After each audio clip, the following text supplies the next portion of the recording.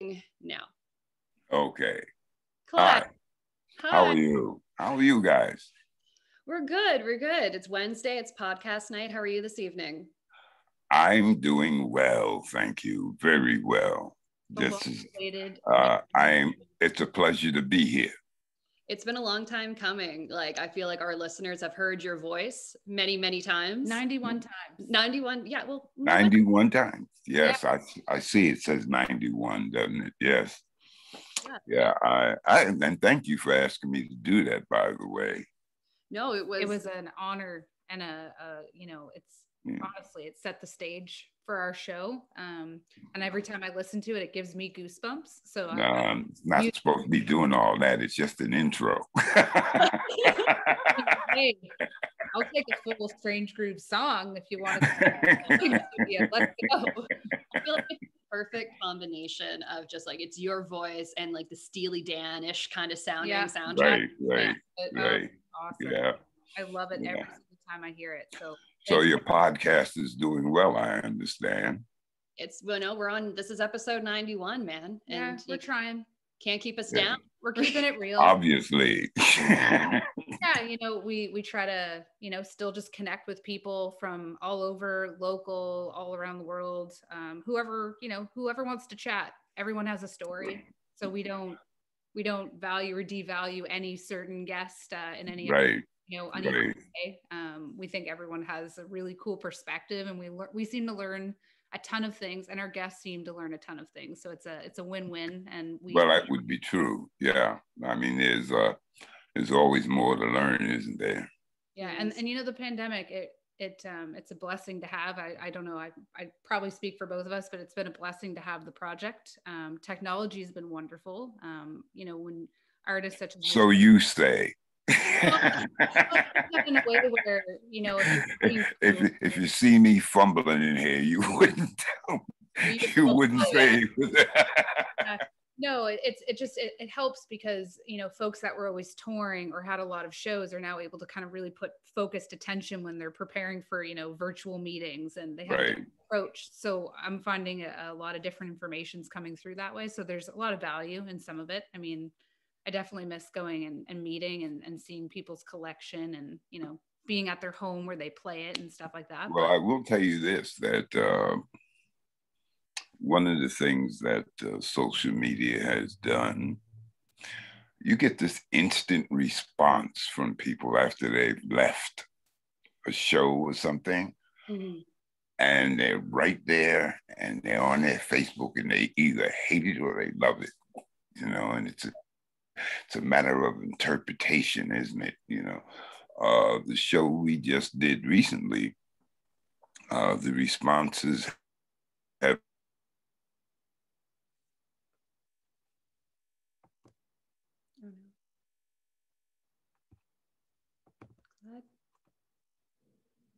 experiencing a Zoom technological difficulty. Oh, Clyde? It looks like he froze there for a moment. I can edit it. Clyde?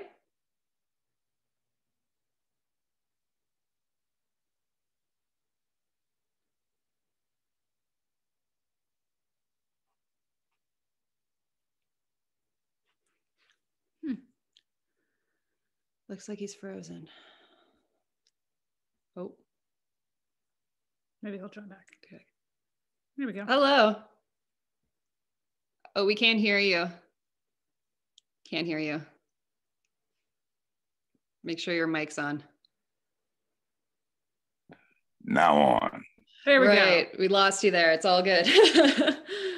I see what I said? Yeah, I know. See what I said? It just happened to me because that's what it does. Froze right up and I thought it was you. So you just said you're just talking about the last show you had. Yeah. Can you still hear me? It froze again. Yeah. Yeah.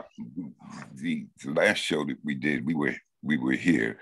The responses have been just overwhelming, and it's, unless you're in the theater, and you when you come out,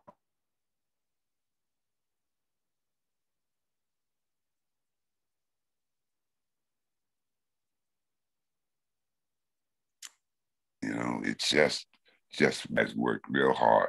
And guess what? We're about to get your connection is unstable. I don't know why. I tried for a bit there again. Are you to your router or? Well, I don't know what the problem is. It's we'll just we'll keep going. Keep yeah, and then yeah. So, and you know, it's just been very. St. John is, you know, St. John, I think, is really undervalued. You know, it's got so much to offer. It has so much, and I hate this word, quite frankly, potential. You know, because and so much talent.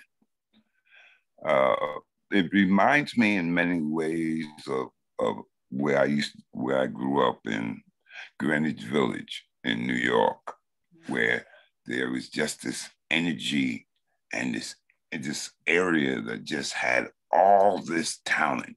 And you kind of wonder, like, how did all that talent get in there? Well, we're the same way here in St. John.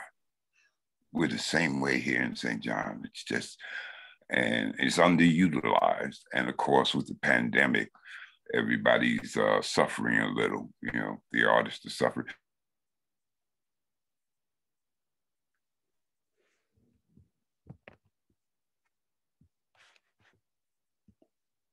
And there's something wrong. Can you still hear me? I'm just going to talk. Yeah, you cut out. Can you hear me? Yeah, we can hear you again. Yeah. Okay. Yeah, I mean, people are just fine. People are just being, it's finding ways to get their work out, you know, and that's good to see. That's good to see. So I don't know, but I sort of, I'm waiting for the music to come back, the live music to come back. You know, I already miss 506. You know, I was like, I want to go sit down there, but we're hung up in this, and it'll be here. It'll be with us for a while, and there's not a whole lot we can do except do the right thing. Right. Do the right thing and keep us all well. So I'm go ahead and ask me. Oh yeah, no, I was just thinking, like, I knew you grew up in New York, but I didn't know you grew up in Greenwich frickin' Village. Like that's where my fave Bob Dylan like got his career started. Right. So many artists from that folk scene got started. I guess so. I'm just dying to know, like, when growing up, did you? Well, it's not called Greenwich Village anymore. It's called Soho. Soho. Yeah, Soho. Yeah, that's what happened to it. Exactly what you did. Soho. That's exactly what happened. But when I was coming up as a kid, that's where all the poets were at. That's where the clubs were at. That's where off Broadway was at, you know, or your really experimental theater. You know, it was a beautiful place to be, you know, and it was always walking distance from where I lived. I lived on 27th Street and 10th Avenue, which is Chelsea. And, you know, Greenwich Village started on 14th Street. So, and from there, it was just, I mean, you just walked in and that area felt as if the dichotomy between Greenwich Village and Broadway it was just huge, right? Because the attitude, they wanted to experiment, and up on Broadway, that's where your money was, and you could barely afford to go into the theater, you know. So yeah, and then we used to go to, say, places like the Apollo Theater. Right. That's where the music really was, man. The old Apollo Theater is still there. Yeah. I had my work done there, you know. Really? I yeah. That's so cool. Yeah.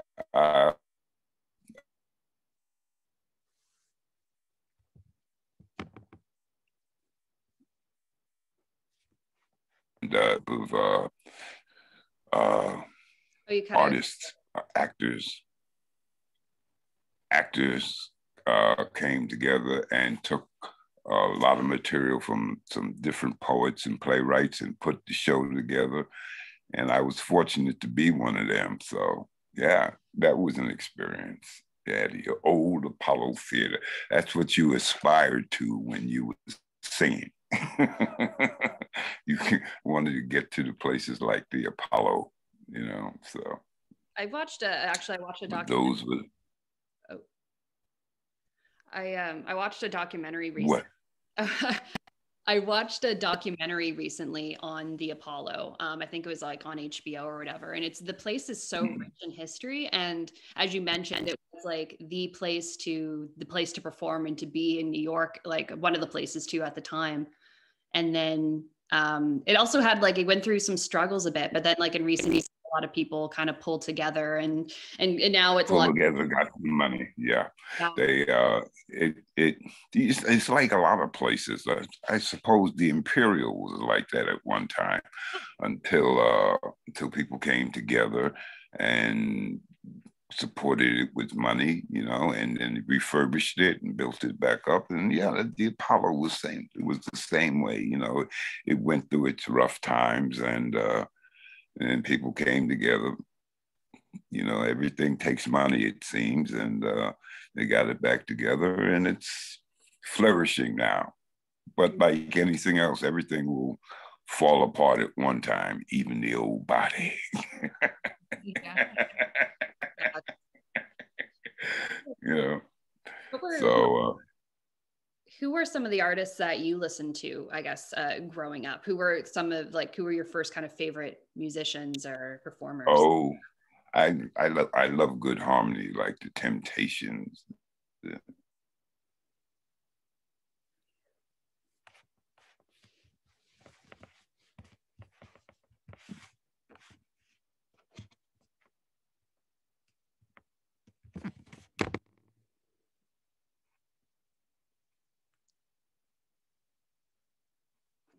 Now, I remember, comes to me right now, but I remember listening to the radio the first time I heard Stevie Wonder. He was 12 years old.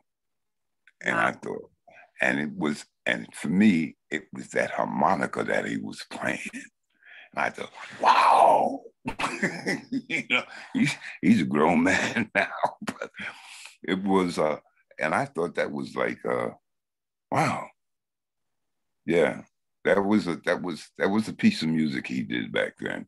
That was a piece of music. I have it playing in my head right now, but I can't remember the name of it. Right. So I'm sorry. But it's playing right now. Hey, that's all that's important. Right. So yeah, it's you know, I've done a couple of shows here. And there's it's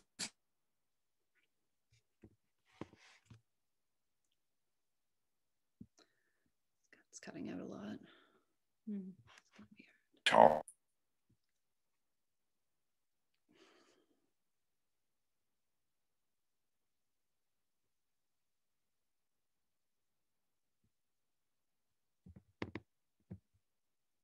Not on our end.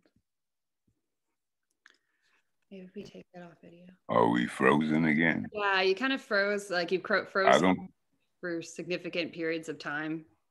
Since I think like right after you mentioned the Temptations, you cut out, and then it came back in with Stevie Wonder, and then you. Oh,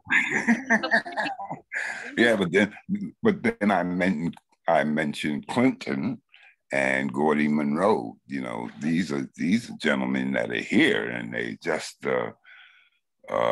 I I had the good fortune of being on the same stage with these guys, man, and they're just marvelous. Right. You know, we what the funk. I love those guys. You know, I love them. So that's what I mean when we say we have some talent here in this city, and I really just think it's undervalued. And you want to know something? I hate the word local. You want to know why I hate the word local? Why? Say what? Why? What'd you say? Elaborate. I want to know why. When they put local, when they put the word local in front of your name, I've been in this business for a long time, right? I just happen to live here. That's all. I'm professional. You know, you don't, I just happen to live here. Local means you don't have to pay them. You know, you devalue people when you do that. You know, so they have a name, use the name, and they just happen to live here. But you don't have to, you know, at least that's the way I think about it. Right. You know, no, it's, yeah, no, I could definitely see where that comes from. Yeah. Yeah. It's a way of not having to pay what you should pay. Right. And it's also one of those ways. See, I don't worry about it, quite frankly, but it's also one of those ways where people think if they complain about it, they won't get called again. You know, so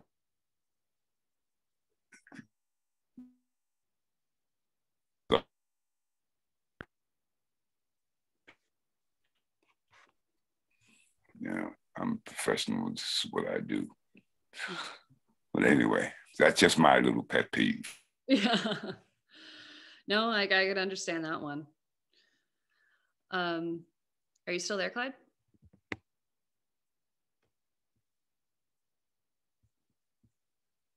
Hear me?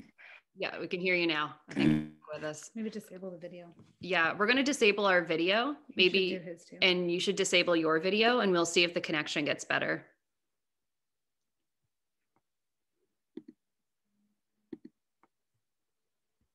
Oh, we can't hear you. I can hear you. Can hear me now. Yeah. Just hit stop video. Yeah, can you stop? Just stop your video, and maybe it might help with the bandwidth.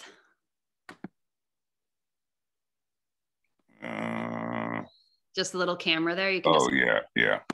We'll see if that helps. We'll see if that helps. Okay. We will need to edit it a little bit, but we'll try to. If it cuts out, we'll just try to jump in and ask a question and see what we can get. Yeah, absolutely. Okay. So you're gone. Oh yeah. Can you hear us? Yes, I can hear you. Okay, good. That's all we need. Clyde, one of the things that I was kind of curious about in terms, as you being a poet, did music at all? Did it play a role, inspire you in any ways in terms of your poetry? Because when we were chatting before we hit record, you said that you're really drawn to the lyrics and how music makes you feel. And I was just kind of curious as to what, if at all, music played in terms of creating your own work. Well, I grew up in a household full of musicians and pianists, and my father was a singer. My mother played the piano. So very early on, we were exposed to music. In fact, I remember one Christmas they purchased a guitar for me, but I didn't take to it. I wanted to play baseball.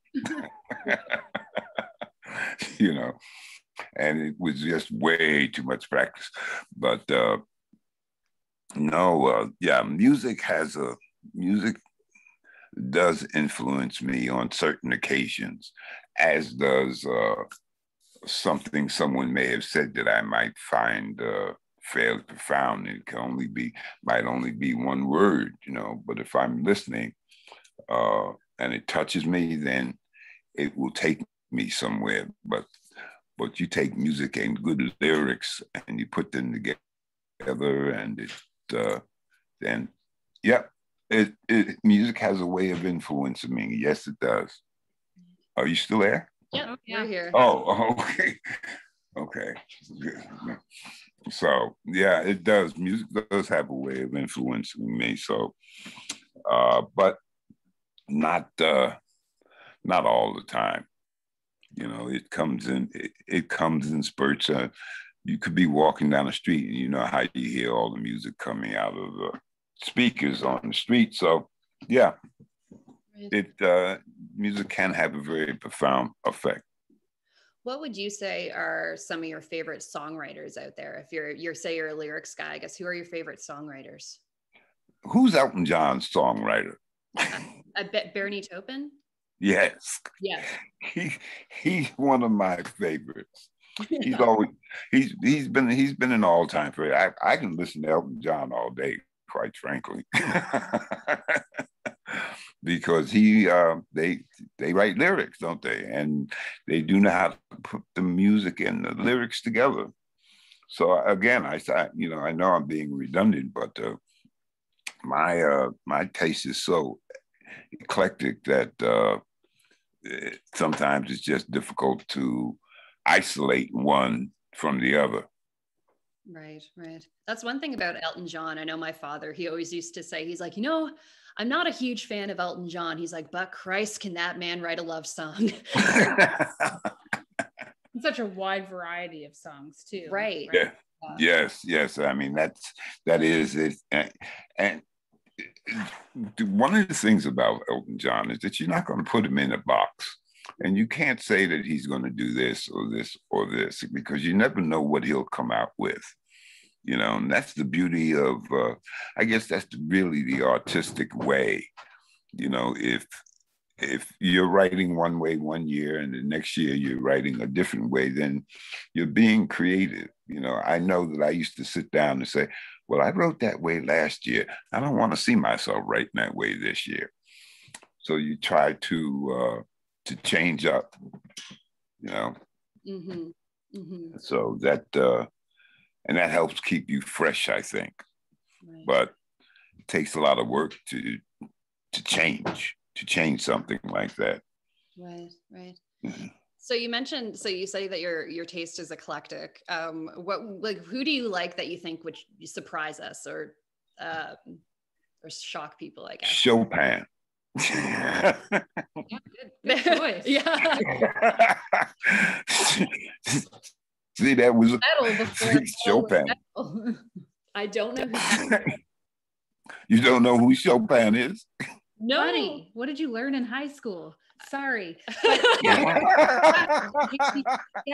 He was metal before there was metal. I'm going to show you Chopin when we're done here. Tchaikovsky, all of them were so metal. Well, I know how classical music has a relation to heavy metal. Like I get that, but they rock the hell out on those pianos. But I've heard of Beethoven, Mozart, whatever, but I never heard this guy. Oh man, Chopin, Tchaikovsky, all of them, they're where it's at. That was grade 9. Miss Gallagher at St. John High made me a mix CD of Chopin and all of the top people she thought from the Baroque era that I would like.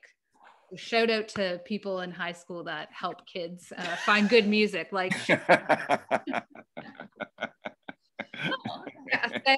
strange segue. Yeah. There was a point. Now I'm going to tell a secret. You may have to edit this out. But when I was younger, and my mother, we had this baby grand sitting in the house. I think it was a baby grand. Anyway, it was very large, and I think I had just come back from the war, whatever the case may be, and I would get toasted, right? Mm-hmm. and I'd put on Chopin and play it. By ear. The 2021 Chopin Clyde Ray reunion, because I will pay for that. my mother,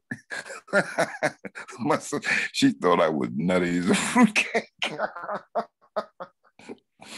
You know, I couldn't do it when I was sober, but I could sit down and play it by ear. That's incredible, though. Wow, that's amazing. Right. Yeah.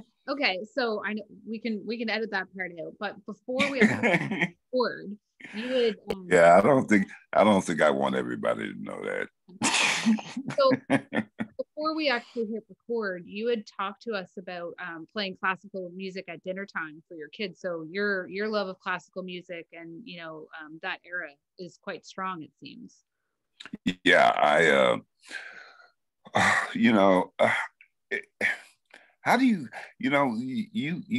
need to get exposed. There's an old cliche, right? And someone asked me this once. They said, if they wanted to give you wanted the best piece of steak, what would you ask for? And of course, most people would say sirloin or whatever, rib, right? Mm-hmm. But if I don't expose you to filet mignon, how are you going to know it? So that's what I do. I expose mine to good music, and then they can go back to their bad music. But but you have to be exposed to it to dislike it, right? Absolutely. Or learn to like it. Yeah, I always found being younger, people like in school would always say, oh, country's bad, or this is not great, or my parents might not be into hip hop. And I always found it interesting because music always evolves from something else. So those very same people that didn't like country music maybe really adored Johnny Cash, or the same people who love heavy metal, actually, who hadn't been exposed to classic Baroque music, saw a complete similarity between it. And then when you start to see new age bands using some of those old practices, chords, things like that, you kind of start to see that similarity. And I think that's cool, seeing how music evolves. Right. From polka music to whatever it is, I think it depends on the mood you're in. And if you're just not in any mood, any certain weird sound could bother you. And then if you're in a toasty little mood, you could probably, enjoy polka music mixed in with some, trap rap and, a little bit of and right. And it's a bop. We'll put it on the wave and we got a new single, right? Well, how it works. Well, here's the thing. I have certain music that I'll put on if I want to find the mood, right? Like Mumford and Sons.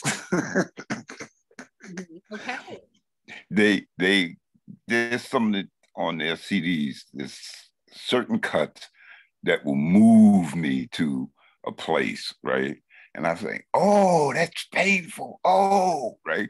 And then I go and write something.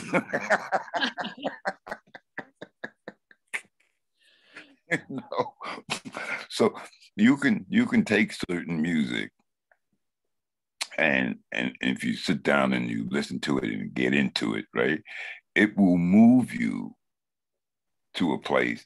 And I know that this is true. Well, I believe that it's true. I believe that it happens to most people. It's just that most people don't take the time to go sit down and write. Right. Because music will take you to a place that you may or may not want to go. And it's at those moments when you're feeling it. See, most people are afraid to feel for some reason or other, like it's going to kill. I have to feel, and it takes me to a certain place, and then I can hopefully be creative. Right. Mm-hmm. Yeah. Yeah, I've experienced that. Like some days, this is just a personal experience, but some days, if things are just a little tougher, or you got just a lot of stuff on the brain, I don't necessarily want to throw on some of my favorite tunes, like maybe some other days. And then walking to do an errand, and Steely Dan will come on the speakers at Brunswick Square, and I have no choice but to come to the smooth grooves, Right. And then of course it does sort of shift my next half an hour to an hour at work, where I say, do I throw on a couple of good tunes and get through some work, or do I not? And most of the times it usually changes my way. So sometimes that's kind of a nice blessing, walking by, hearing sounds. Right. So it's I just think that if people were more cognizant of the shift that happens when they listen to certain music, we'd have a whole lot more creative people. Yeah. I remember, like, there's certain artists I think I always associate, and I don't know if you have any of these artists too, Clyde. I know, like, obviously, like, huge, but when I first started getting into Bob Dylan when I was younger, and I was, getting into creative writing and stuff, I remember, like, listening to just some of his albums for the first time and some of his music, and just being like, wow, oh my goodness, like, I want to write like that. Like, that's so inspiring, and it just sort of, like, you get the creative juices flowing. Right. And like, as a young impressionable teenager, right, like, that was just like, that was like everything. And it's like, popular music could be poetry in a way, like, Right. and like, it's I found that like, him being obviously the main one, I found that a lot of artists, like, there's certain artists that I think kind of been a catalyst, I guess, for creativity in my life in some way. Well, Bob Dylan's name comes up a lot, right? I mean, a lot. But I remember, and it's unfortunate, but I remember listening and going to the clubs in New York, and they weren't really clubs in the sense that we think of them today, right?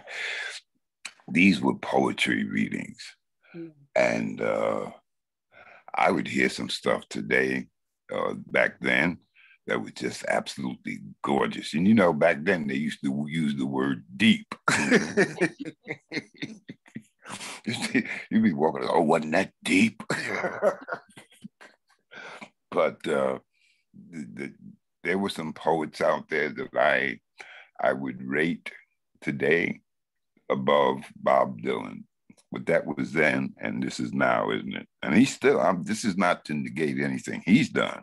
It's just to say that back then, they were coming out of the walls, right, all over the place. And I think, go ahead. Oh yeah, like, through Bob Dylan as well, is like, I was thinking about this, like, on my way in, like, because of Bob Dylan, when I was a teenager getting into him, that's how I discovered, the Beatniks, like Jack Kerouac, Allen Ginsberg. Allen Ginsberg was obviously a huge friend of his. Bukowski, like, a lot of, and I just kind of, like, I feel like he was sort of, Dylan was a lot of the ways, he was your catalyst. He was a catalyst, right? And I went down this, like, rabbit hole, and through that I discovered so many other, like, writers and music. And see, I'm a big Charles Bukowski fan. I have you would be surprised the number of books I have in here by Charles Bukowski. I might need to borrow some. I have quite a few, but he was a person that I have a CD where he just really didn't give a damn. He did not give a damn. I feel like most, like, just didn't. Live recording, I would love to go to a Bukowski reading. Like, if I could go back in time, I would love to see him, like, drink a bottle of wine and just go off. Like, he would too. He would. Yeah, and he'd make sure he'd be telling the moderator a thing or two along the way. Yes. Yes. I wouldn't want to have been one of his moderators, to tell you the truth. No, yeah. I wouldn't want to be one of his girlfriends. Maybe I would want to be. Yeah, you find your name in a book. Oh my goodness, yeah, I know. Yeah, but wouldn't be terribly flattering. No, typically not. Though he did write some beautiful love poems. I'll give yes that. Yeah. Yes, he did. Yeah. So But yeah, I guess did you have any artists, I guess, like that? Like you found you've heard an artist or a musician and you kind of learned more about them, and through that you discovered other, whether it be writers or other acts or etc., like through that? Well, I just you know, people often ask you who your favorite poet is, or whoever your favorite songwriter or your favorite musician, and it changes. Music changes. I remember that Miles and all these people were down in New York, and that's when jazz was the thing, right? And but nobody. Well, I won't say nobody. What I will say is you hardly hear jazz today, right? But back then it was you try to figure out how to snap your fingers to it, right? So the way music and poetry all evolves, uh, it's just a matter of keeping up and keeping yourself present, um, and trying to enjoy it all. You know, basically. I mean, my favorite poet of all times is Paul Laurence Dunbar. Uh, but there aren't a lot of people who are aware who Paul Laurence Dunbar was. But he was one of the poets that inspired me. You know, uh, I mean, and he wrote some really beautiful things. But I all of a sudden I have this picture of in my head of jazz being played in New York City, down in Greenwich Village, and you don't find those places. There's a place in there used to be a place in East St. Louis, the Gaslight District, right? Mm-hmm. And they had the old Gaslights. That's why they call it the Gaslight District. But there was some jazz coming out of there, So you go through these periods where music evolves, and thank God for it, because nobody wants music to stagnate. It evolves, and it's just a matter of keeping up and being able to enjoy it and enjoy the effort that people put into it. Right. Mm-hmm. I mean, it takes a lot of effort. A young man recently read a piece on my Facebook and then actually wrote some music to it and sent it to me. It's not the first time that it's happened, but I'm just saying that those are the things that happen. And though it's different, it's still a very good piece, right? Right. Mm-hmm. That's how things go. That's how things work. That's how they should work anyway. If we could all just get a little bit more intelligent about how we treat each other, we'd be better off. Amen. Yeah, that's true. That's kind of, I guess that's maybe how I would perceive the typical cover from bands is, for example, if Fleetwood Mac Dreams is played versus somebody random playing an acoustic guitar, of course I love Fleetwood Mac Dreams. I don't necessarily have to listen to the other interpretation, but I think it's kind of rude to just dismiss the fact that people can't just make their own versions of things. I don't choose to listen to coffee house covers.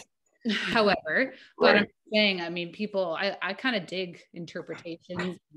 I don't know, new methods and formats of expressing pieces, as long as it doesn't, step on the, the originality of it. Right. It's funny that you should mention Fleetwood Mac, because for a time they were my favorite band. They are our favorite band. Oh, wow. I could watch and play the drums all day. and we'll play them all day for you.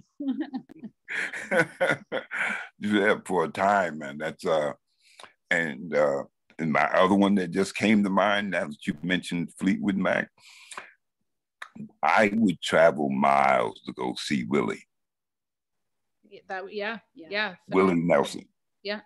I would travel miles to go see Willie Nelson. See, that's how you see how far on the spectrum I've gone from Fleetwood Mac to Willie Nelson. I think that's what's so cool now about music. And, you know, with the availability of how fast you can listen to it, you know, with the internet, YouTube, all the different streaming. I mean, we could tell you about something right now and you can play it that you didn't. Right. And I just find the distribution of knowing new music is so vast now. It can be overwhelming. There's a lot. Yeah. You see, if I really want to feel bad, I'll go to YouTube and put on Adele. Hey, well, at least you know where the resources are, right? That's important in this life, especially in a pandemic. You know, so I mean that's just the nature of the beast. My taste is that eclectic, you know. So, and it's just and you know, there again we talk about Adele. But listen to the lyrics, eh? Listen to the lyrics of the song. So, yeah. Yeah, they're very written, not just put together as a popular, you know, radio song. You can feel it. You know, you gotta be careful putting her on. It's gotta be a time, or else you hit pause and you skip that song. Oh, I usually need like a bottle of wine close by. That's when Adele hits on shuffle on your iPod, you're just like, nope. Not today, Adele. Not today. Tomorrow is a new that's exactly right. You know, and that's the other funny thing too about music today is, you know, Sharice and I, we love listening to records. One, for its ability to just listen to one band in its entirety, look through the art, the lyrics, all of that. But then also on a busy day to day, listening to Spotify, you can listen to 15 bands in a 45-minute period. So sometimes digesting music is interesting. So how do you listen to music mostly? Well, I'll go to YouTube or something, and most if I'm not playing in the house or on the CD player or something, it's very spotty for me, very spotty, because I just I'll put on Stingray, right, and I'll try to choose one station. The only thing I think I have difficulty with is Baroque. I don't know why that is, but it's very spotty because I have to be careful about what kind of mood I want to get in.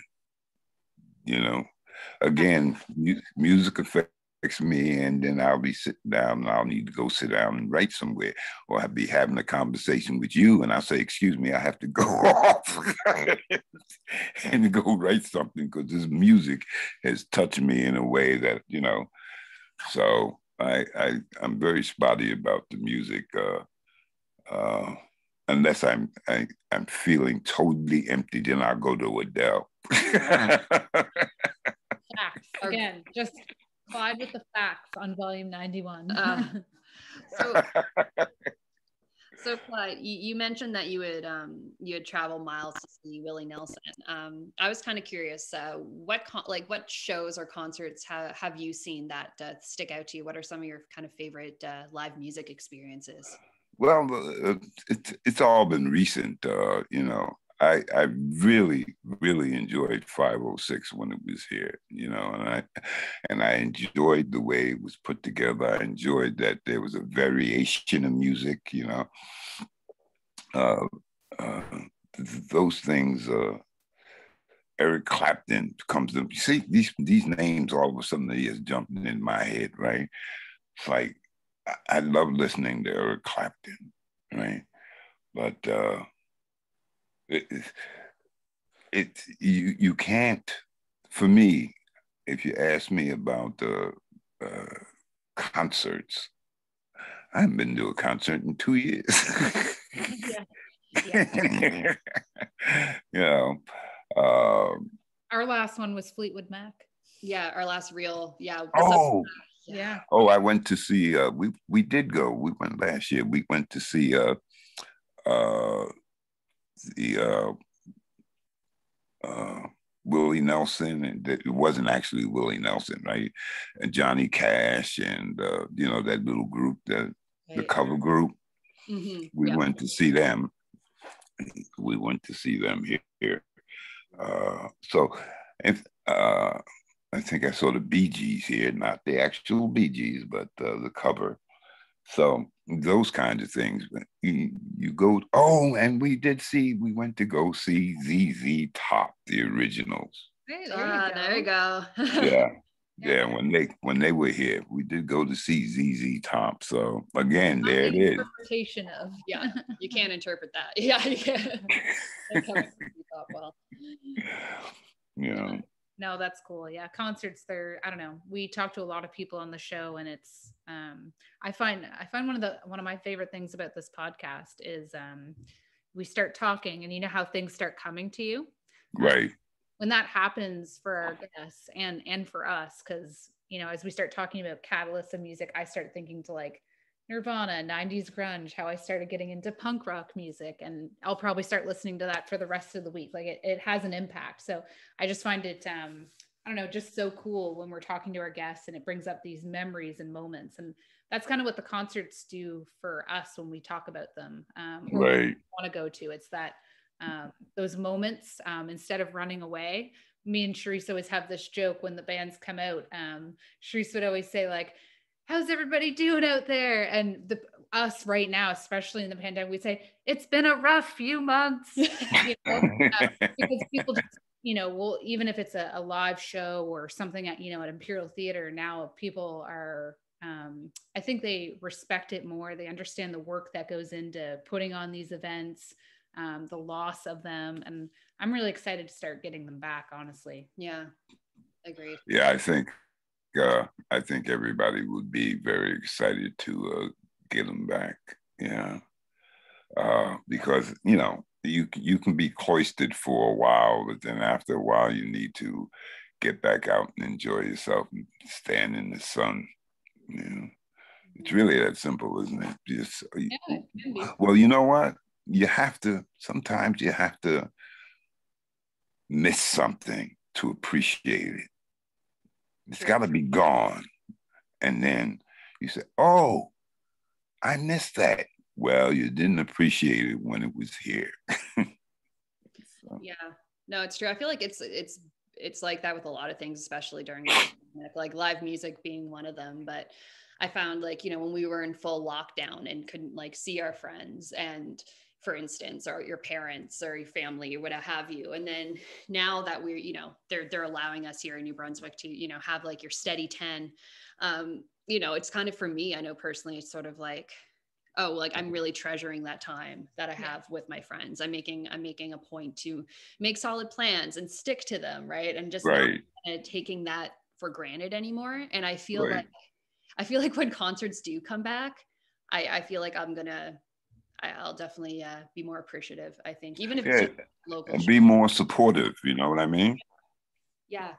I also think artists, yourself included, have had to figure out ways to, evolve getting their message out, their films out, albums, all of that.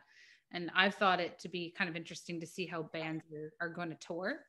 Because essentially, what if you toured a third of the time versus all of the time, and you were able to do virtual shows, fundraise maybe for causes you care about, things like that, just as the way that it's been throughout the pandemic. Right. A lot of people, with their mental health, like I love going out to a show, but if you send me a link to a Kiss show for $30 and I can stay at home in my jogging pants, I will do that.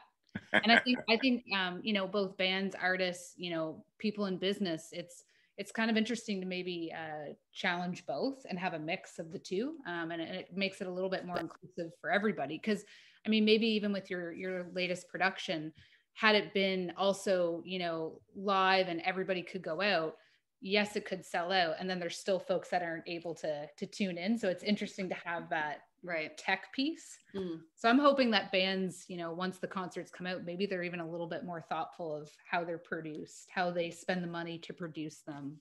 Well, this is true because there are people that just don't want to leave, and there will be a whole group of people that, quite frankly, are not going to be trusting until this thing is really wiped out. You know what I mean? Yeah. I mean, they still want to go. They still want to see the bands. Excuse me.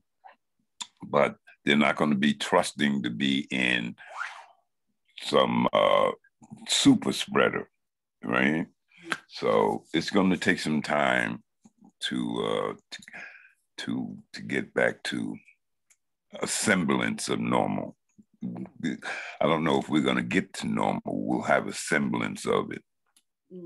Yeah, I mean, hopefully with spring and, you know, a few more, you know, nice days and a few more productions and, you know, people just kind of sticking together. I'm hoping that, you know, we continue to get through it, but also kind of maybe rise up and, you know, kind of dig a little, I don't know, below the surface a bit more and try to find, I don't know, some opportunities aside from looking at it all negative. Right. Right. Yeah, I think there's an opportunity to kind of optimize what's happened in a way. Yeah. Well, it's been a pleasure talking to you, lady. Yes, you too. Thank you so much. And thanks for having me.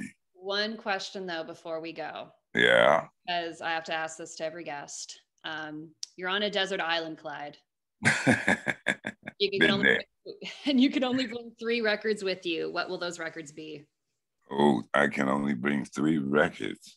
Yep. Do I have to have a name for them? I like Rocket Man for one strange reason, because it just tells me I can get out of there. You can have, if you don't know the exact album name, you can name kind of the song and the artist. I must be getting old. I got to tell you, there's the Mumford and Sons, that the one that's the real big hit. What's the name of it? I Will Wait for You. Yes, that one. And Adele with the one where somebody's running through all that water.